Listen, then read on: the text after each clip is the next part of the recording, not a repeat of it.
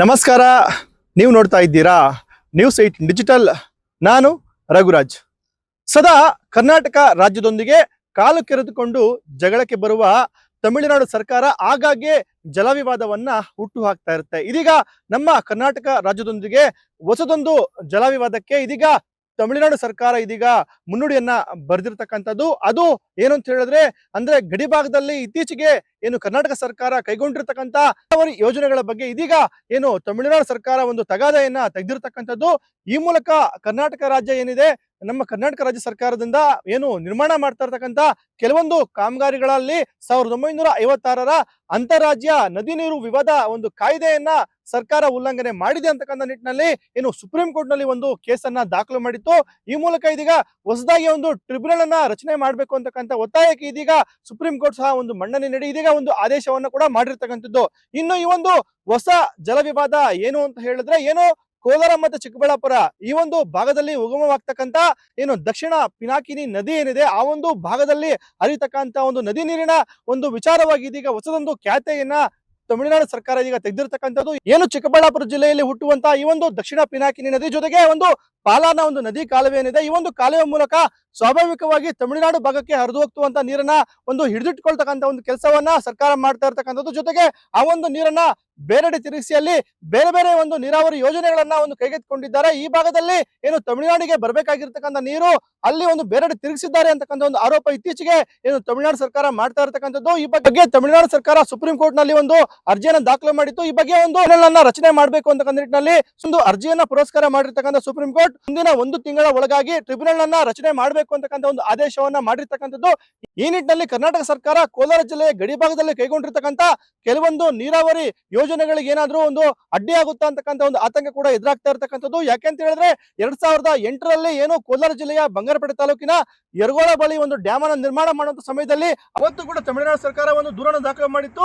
ಏನು ತಮಿಳುನಾಡು ರಾಜ್ಯದ ಗಡಿಯಿಂದ ಕೇವಲ 8 ಕಿಲೋಮೀಟರ್ ವ್ಯಾಪ್ತಿಯಲ್ಲಿ ಒಂದು ಡ್ಯಾಮ್ ಅನ್ನು ನಿರ್ಮಾಣ ಮಾಡಲಾಗ್ತದೆ, ಈ ಮೂಲಕ ಸ್ವಾಭಾವಿಕವಾಗಿ ನೀರನ್ನ ಹರಿಯೋದನ್ನ ತಡೆಯಲಾಗ್ತಿದೆ ಅಂತಕ್ಕಂಥ ನಿಟ್ಟಿನಲ್ಲಿ ಒಂದು ದೂರನ್ನ ಏನು ಸಲ್ಲಿಸಿದ್ರು. ಈ ಒಂದು ದೂರಿನ ವಿಚಾರಣೆಯನ್ನ ಮಾಡಿದಂತಹ ಸುಪ್ರೀಂ ಕೋರ್ಟ್ ಏನಿದೆ, ಅಂದು ಈ ಒಂದು ಏನು ಅಂತಾರಾಜ್ಯ ಗಡಿಯಲ್ಲಿ ಒಂದು ಅಂತರದ ಒಂದು ಪರಿಶೀಲನೆ ಮಾಡಿದ್ರು. ಆದ್ರೆ ಈ ಒಂದು ಯರಗೋಳ ಜಲಾಶಯ ಏನಿದೆ, ಏನು ತಮಿಳುನಾಡು ರಾಜ್ಯದ ಗಡಿಯಿಂದ ಸುಮಾರು 12 ಕಿಲೋಮೀಟರ್ ದೂರವಿದ್ದ ಕಾರಣ ಆ ಒಂದು ಪ್ರಕರಣವನ್ನ ವಜಾ ಮಾಡಲಾಗಿತ್ತು. ಇದೀಗ ಏನು ಮತ್ತೆ ಟ್ರಿಬ್ಯುನಲ್ ರಚನೆಗೆ ಇದೀಗ ತಮಿಳುನಾಡು ಸರ್ಕಾರ ಏನು ಒತ್ತಾಯ ಮಾಡಿದೆ.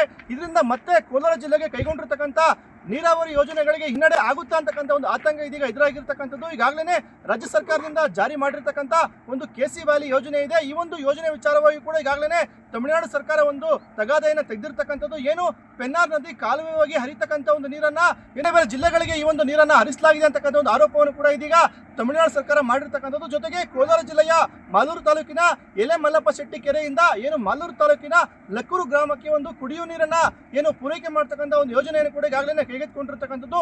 ಈ ಒಂದು ಯೋಜನೆಯು ಕೂಡ ಏನು ತಮಿಳುನಾಡು ಸರ್ಕಾರ ಇದೀಗ ತಗಾದೆ ತೆಗೆಯುವಂತಹ ಒಂದು ಲಕ್ಷಣಗಳು ಕೂಡ ಕಾಣಿಸ್ತಾ ಇರ್ತಕ್ಕಂಥದ್ದು. ಹಾಗಾಗಿನೇ ಈ ಒಂದು ಗಡಿ ಭಾಗದಲ್ಲಿ ಕರ್ನಾಟಕ ಸರ್ಕಾರ ಕೈಗೊಳ್ತಕ್ಕಂಥ ಒಂದು ನೀರಾವರಿ ಯೋಜನೆಗಳ ಮೇಲೆ ಕಣ್ಣಿಟ್ಟಿರ್ತಕ್ಕಂಥ ತಮಿಳುನಾಡು ಸರ್ಕಾರ ಹೇಗಾದ್ರೂ ಮಾಡಿ ಈ ಒಂದು ನೀರಾವರಿ ಯೋಜನೆಗಳಿಗೆ ಒಂದು ಹಿನ್ನಡೆ ಮಾಡಬೇಕು ಅಂತಕ್ಕಂಥ ಒಂದು ದೃಷ್ಟಿಯಿಂದ ಇದೀಗ ಒಂದು ಟ್ರಿಬ್ಯುನಲ್ ಅನ್ನ ರಚನೆ ಮಾಡಬೇಕು ಅಂತಕ್ಕಂಥ ನಿಟ್ಟಿನಲ್ಲಿ ಇದೀಗ ಸುಪ್ರೀಂ ಕೋರ್ಟ್ಗೆ ಒಂದು ಮೊರೆ ಹೋಗಿರ್ತಕ್ಕಂಥದ್ದು.